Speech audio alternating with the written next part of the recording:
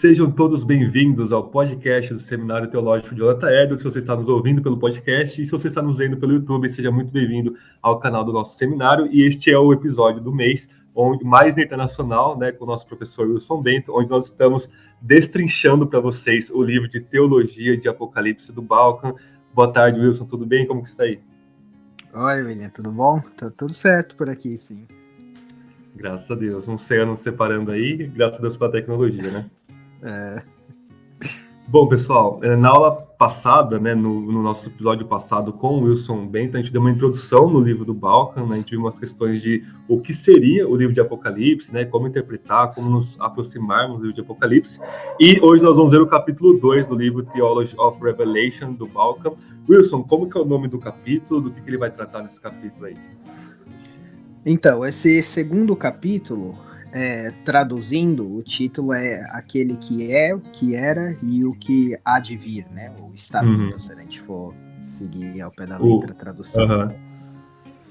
Então, esse capítulo, ele parte de uma sequência que o Balkan vai fazer, que a gente até comentou, né, no podcast passado, que era a visão trinitariana, né, que você tem no Apocalipse, e o Balkan vai usar isso como uma estrutura para o próprio livro dele. Então, o capítulo de hoje é dedicado ao personagem de Deus, né, no Apocalipse. De Deus Pai, depois ele vai falar sobre Jesus, o Espírito, a Igreja, né? Isso. Muito bacana essa estrutura trinitária dele, né? Mas apesar dele tratar sobre Deus Pai, especificamente nesse capítulo, ele começa o capítulo de forma trinitária, né? Ele começa falando já do Pai, do Filho e do Espírito, né? O que você tem a dizer sobre essa parte? É a primeira, vamos dizer assim, subcategoria, né, do capítulo dele, é a Divina Trindade. Porque o Balkan, ele parte da introdução epistolar do Apocalipse, né? Porque você tem aquele prólogo, que são os 3 primeiros versículos, Sim. E aí, a partir do versículo 4, você tem o elemento de carta, né, do Apocalipse. E ali é um ponto que o Balkan fala que é bem único do Apocalipse, comparado com, por exemplo, as epístolas paulinas.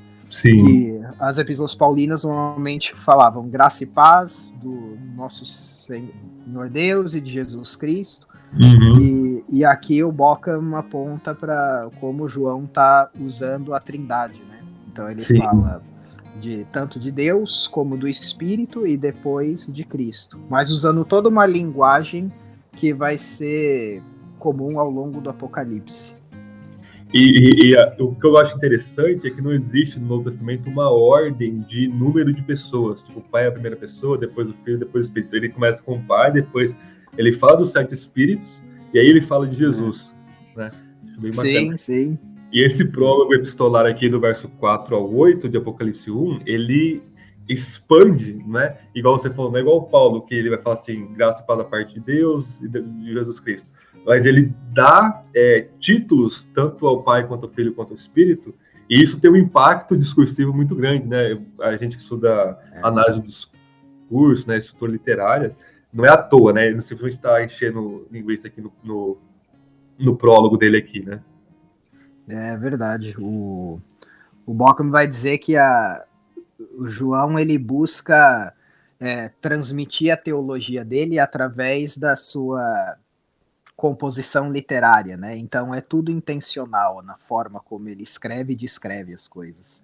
Sim, e cada atributo do Pai, do Filho e do Espírito aqui, ele vai de encontro para confortar e consolar a igreja que viria agora no capítulo 2 e 3, né? E depois sim. Também, né? Isso é muito bacana. Sim, e sobre esse título que ele recebe aí, vamos ler o versículo 4, pessoal.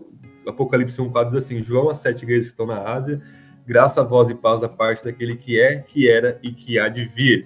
Né? Daí ele fala dos 7 Espíritos e depois de Jesus. Mas vamos focar nessa parte, aquele que era, que é e que há de vir. O que esse título comunica, Wilson, a partir da sua leitura e do Balkan?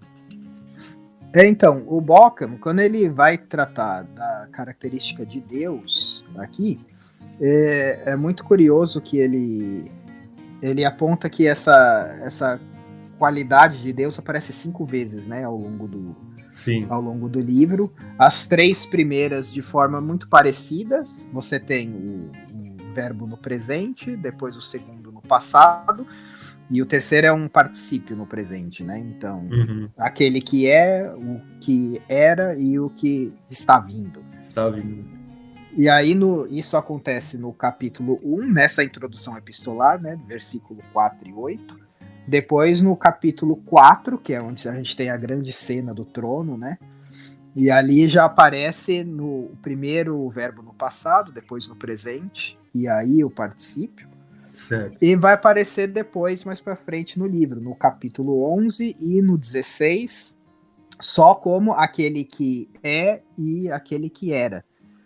E aí é muito curioso, assim, a argumentação do Bauckham, e eu nunca tinha pensado nisso antes.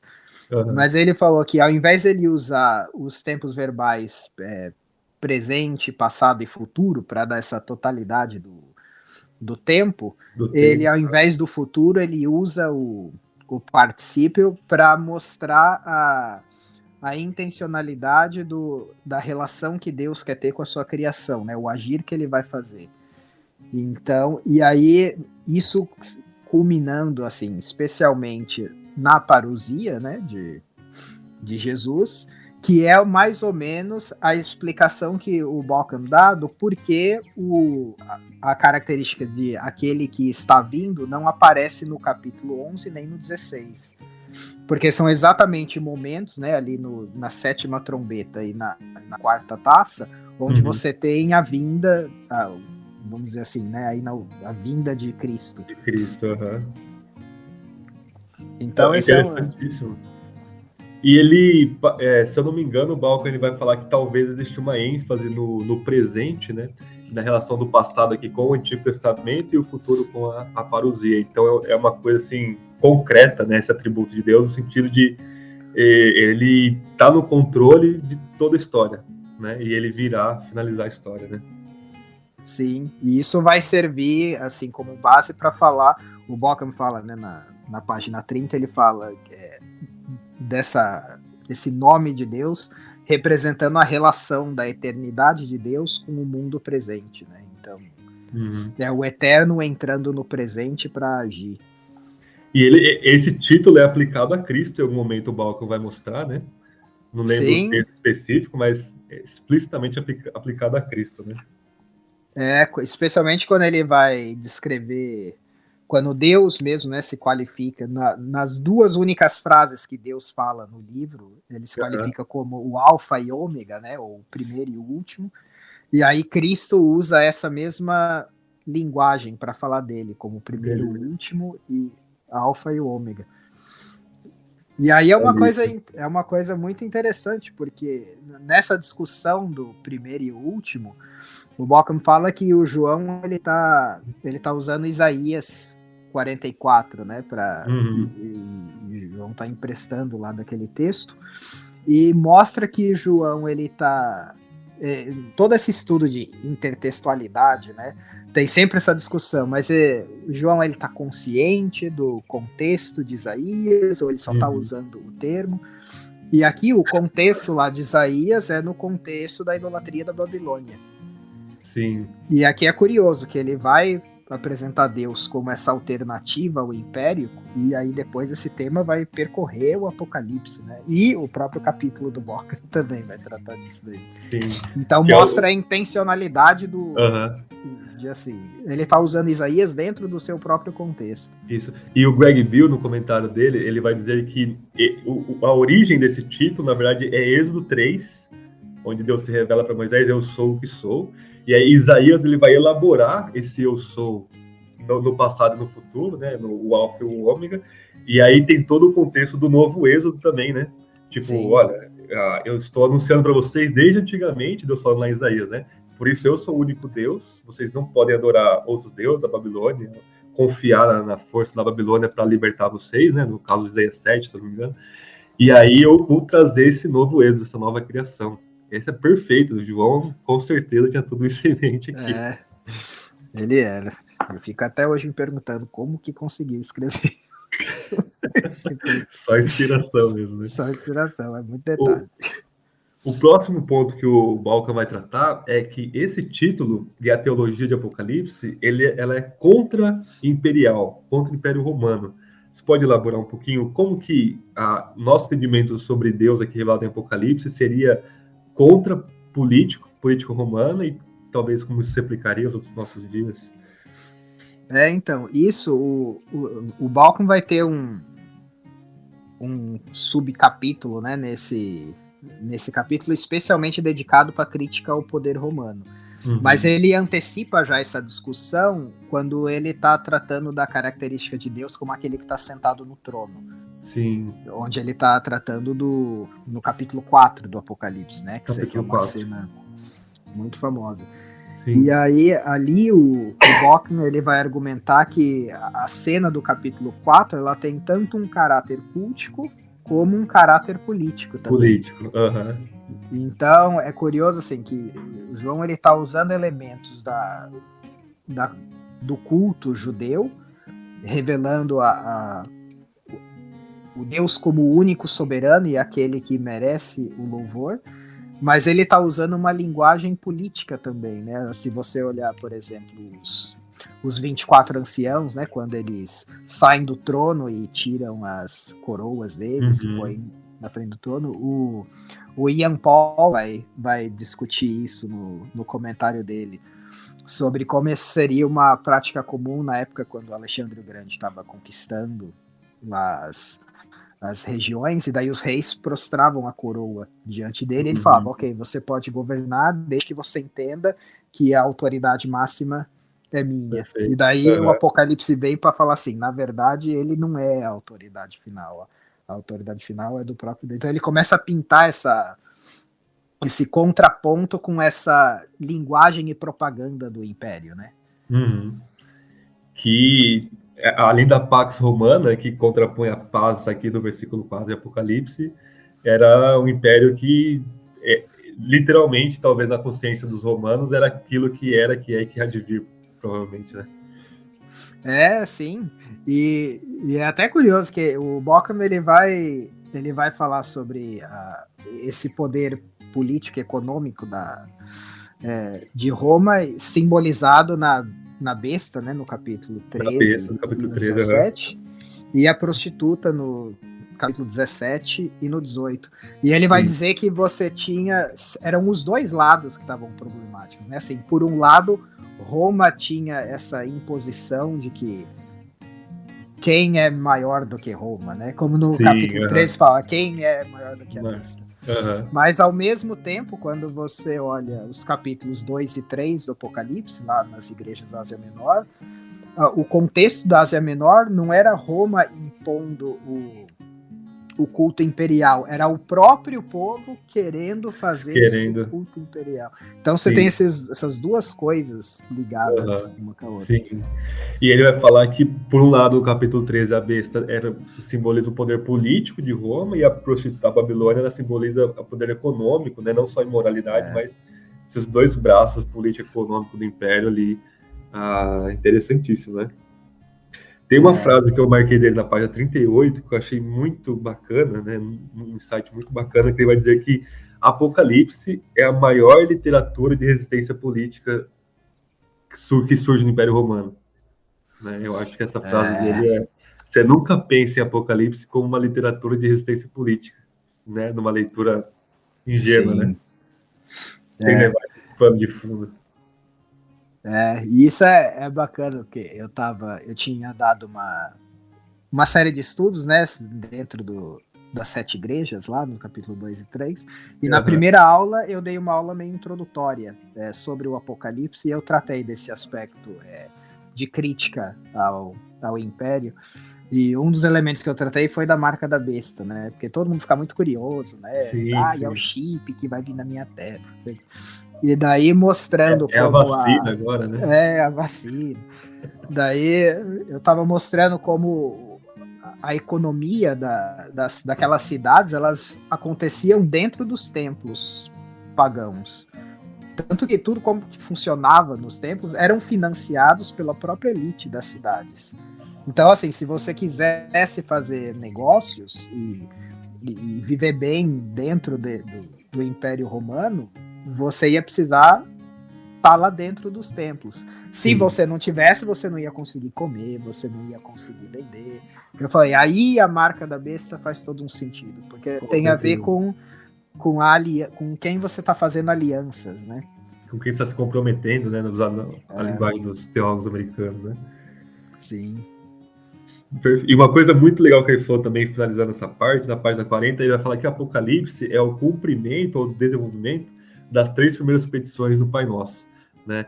Pai Nosso que estás no céu, santificado seja o teu nome, venha a nós o teu reino, seja feita sua vontade na terra como no céu, né? Então, basicamente, eles estão vivendo numa sociedade, o Balkan vai falar que Deus não era glorificado, santificado, exaltado, né? E a vontade dele não estava sendo feita. E aí Apocalipse vai mostrar Deus no trono, né? Está no céu. Sim. Santificando, achei muito demais esses insights do Balkan. Esse eu nunca tinha ninguém comentado sobre isso daí. Uhum. Mas esse foi Muito muito legal. legal. O próximo ponto que ele trata nesse capítulo é a questão desse título também invocar a questão da soberania de Deus e da sua transcendência, né? Então, e vincula tudo que a gente falou até agora. Deus é soberano sobre tudo, sobre o Império Romano, e ele transcende a criação. Ele é aquele que era, que é e que há de vir, né? Só ele tem esse título. Sim. Gostaria de comentar alguma coisa? Então, e ele aponta assim esse aspecto da soberania de Deus e a transcendência, né? O Malcolm vai falar muito sobre a transcendência. E ele vai dizer, é por conta dessa soberania e transcendência que você precisa ter o julgamento, porque precisa ter esse contraponto. E aí ele vai mostrar a intensificação do julgamento, né?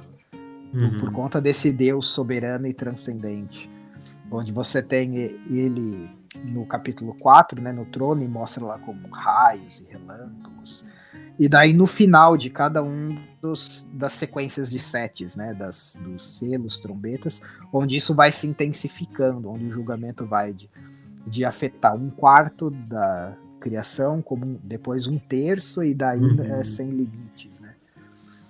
Que é o que ele estava falando, né? É a realidade da santificação de Deus e da vinda do reino dele, a vontade dele, que é plena na visão do trono, agora sendo trazida para a terra, né? Sim, muito bom. Uma coisa que eu achei bacana é que ele traz para o nosso contexto contemporâneo a questão das teologias pós-modernas que tem, por exemplo, a teologia feminista, outras teologias, principalmente a teologia feminista, ele vai dialogar bastante, dizendo que os teólogos e as teólogas feministas vão rejeitar essa doutrina da soberania, principalmente presente em Apocalipse, porque é algo que legitimaria ou estaria fundamentado numa estrutura patriarcal, né? E eles vão dizer que, se Deus é soberano, então você poderia criar um Estado totalitário soberano com desculpa de que você está debaixo de Deus, tipo um Leviatã do Hobbes, né? Mas o Balkan fala que é exatamente o contrário. É porque Deus é soberano que nenhum poder neste mundo é último, é sempre penúltimo, né? Não se legitima uma soberania ruim, né? Do governo, de qualquer governo, com base nisso, né? Achei muito bacana essa explicação dele. E ele aponta assim, esse aspecto da transcendência justamente para fazer falar assim, a crítica que se faz de que a soberania e a transcendência de Deus legitimaria esse tipo de atitude, ele reconhece assim, como já aconteceu na história sim, no passado, ele falou, isso na verdade é o oposto do que o Apocalipse está trazendo, porque o Apocalipse está falando que é só Deus que é o soberano, só ele que consegue de forma própria governar, né, a criação. E quem toma o poder de forma absoluta é chamado de besta, de monstro, de quimera em Apocalipse, né? Tipo, sim, tá errado. Exato. Essa parte do capítulo dele foi muito curiosa, porque ele aponta 2 críticas, né, que especialmente a teologia feminista faz, né, que ele estava tratando lá. A segunda era da distância de Deus, né? Como se você tem um Deus transcendente ou soberano, então ele está distante da sua criação. E o Bauckham fala, é exatamente o oposto, é porque ele é transcendente que ele pode estar presente em todos os aspectos da criação. Sim. Eu achei isso uma sacada muito legal. Assim, muito legal, né? E tipo, qualquer divindade que se levante é falsa porque ela está imanente à criação, é criação, criatura, né? Tá rogando crescer Deus, né? Tipo, é a besta, né? E a prostituta também, né? Sim, porque se não tem a transcendência, aí você vai ter, por consequência, um afastamento, né? Enquanto você está presente com um, você vai estar, logicamente, afastado com o outro. É com a transcendência que você consegue estar presente. Sim. Em todos os lugares. Talvez uma última parte que a gente possa comentar desse capítulo, muito bacana, né? Inclusive, a gente estava conversando aqui, só um parênteses, eu tive uma ideia, se alguém conhecer alguma editora e quiser contratar eu e o Wilson para traduzir esse livro, ou, por favor, né, Wilson, traduzam esse livro para o português, vai fazer um bem danado para a igreja, né? Ah, sim. Esse é um dos livros básicos para quem quer estudar Apocalipse. Com certeza. É um dos essenciais. E a última parte desse capítulo, ele vai tratar de uma teologia da criação, né, ou Deus como criador, né, principalmente tomando esse título, né, daquele que era, que é e que há de vir. Quer desenvolver um pouquinho? Nessa parte que ele fala sobre o Deus criador, eu achei curioso que ele vai continuar esse tema da transcendência de Deus, né? E ele vai falar que é nessa transcendência que Deus se coloca como o absoluto no começo, o Deus que é o Criador, que é o Alfa, e é aquele que vai levar a criação a chegar no seu novo momento escatológico, que é o Ômega, né? Então ele fala assim que na própria característica de Deus, de primeiro e último, ou Alfa e Ômega, é onde a criação alcança não só a sua redenção, mas o seu próprio propósito, né? Para que foi criada. E é interessante que ele vai mostrar, então, baseado no que você falou, que existe o atributo da fidelidade de Deus para com a sua criação. Então, Deus é o Criador, e, consequentemente, por ele ser quem ele é, fiel e tudo mais, ele não é um Deus que vai eliminar a criação como a imaginação popular acredita, né? Ele vai renovar a criação, né? Ele vai restaurar a criação. Isso tem implicações gigantescas, né? Eu acredito, para a esperança cristã, né? Para a escatologia, para um monte de coisa, né? Tem, especialmente porque vem de encontro àquela ideia de que, assim, já que vai tudo para o espaço, então... Qual que é o propósito de eu estudar, de eu trabalhar? Deixa tudo isso ir para onde tem que ir e eu vou pro céu depois. E aí, quando você traz uma escatologia, vamos dizer, mais terrena, na linguagem do Apocalipse, mais concreta. E eu achei muito legal também a comparação que ele faz com o dilúvio. Sim. Né, nessa parte, porque ele fala que o dilúvio ele serviu como um julgamento naquele momento, mas que o dilúvio ele não tirou a potencialidade do mal, né? Sim. Então, assim, ele trouxe o julgamento sobre o mal, mas não tirou a potencialidade dele, a potencialidade continua. E daí o Bauckham fala, enquanto o Apocalipse, o que ele faz na cena do Novo Céus e Nova Terra é dizer que o mar não existe mais, em que era a linguagem, um símbolo, né, para o caos e o mal. Ele falou, ali o Apocalipse, ele não só julga o mal, ele tira a potencialidade do mal da criação, onde a criação consegue viver de forma plena, né? E é interessante que quando Jesus vai falar do julgamento final dos evangelhos, ele usa Noé, o episódio do dilúvio, né? Então, lá no dilúvio que você tem uma destruição, né, ali da universal, aí se é local, se é global, esse é outro debate, mas tem uma destruição ali de toda a carne, né?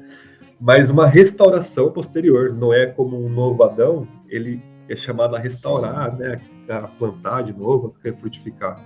Essa é a imagem, né? O julgamento vem, ele destrói, acaba com o mal, mas a criação, que é boa, de acordo com Gênesis 1 e 2, né, ela é restaurada do seu clímax, né? Então pode falar. E é curioso, não foi no Bockham, foi no o Craig Kester, ele tem o Kester, né? Ele tem um comentário muito bacana do Apocalipse, e ele fala que o que acontece entre Gênesis e Apocalipse, ele falou, a restauração, ele falou, não é meramente uma restauração no sentido que a gente volta a ser o que era no Éden. Ele falou, na verdade o ápice do que era no Éden. Ele falou, então a gente não volta para a inocência de Adão e Eva. Ele falou, a gente volta para a maturidade plena que era para eles terem alcançado ali naquele momento do jardim. Então é uma coisa assim, melhor ainda, né, do que estava antes. Sim, e o Greg Bill fala bastante do Bill, né? Que a ideia de escatologia já está em Gênesis 1 e 2. Deus criou o mundo não para que ele ficasse daquele jeito, né? Mas para que ele, através de Adão e de Eva, e da prole, chegasse a seu clímax, né? O que aconteceu foi a queda, mas o plano continua, né? Através do novo Adão de Cristo, da igreja, de levar a criação a toda a sua potencialidade. É muito mais do que voltar para o Éden e ir para Nova Jerusalém. Sim. Beleza, acho que por hoje é só. Você quer comentar mais alguma coisa? Muito legal. Por hoje é só. Aqui tá. Como que é o nome do próximo capítulo? O próximo capítulo é o Cordeiro no Trono. Cordeiro no Trono. Que imagem, hein? Esse é bacana. Muito bom. Então, pessoal, mês que vem a gente vai ver então esse terceiro capítulo sobre Cristo, Cristologia, né? O Cordeiro do Trono, Cristologia em Apocalipse. E muito obrigado por ter nos acompanhado até aqui. Deus abençoe vocês. Muito obrigado, Wilson, por ter dado essa lição para nós. Amém. Deus abençoe vocês aí. E, pessoal, não esqueçam de compartilhar nosso conteúdo, deixar o like de vocês aí e ajudar nós na divulgação, tudo bem? Então, Deus abençoe vocês. Até o nosso próximo episódio.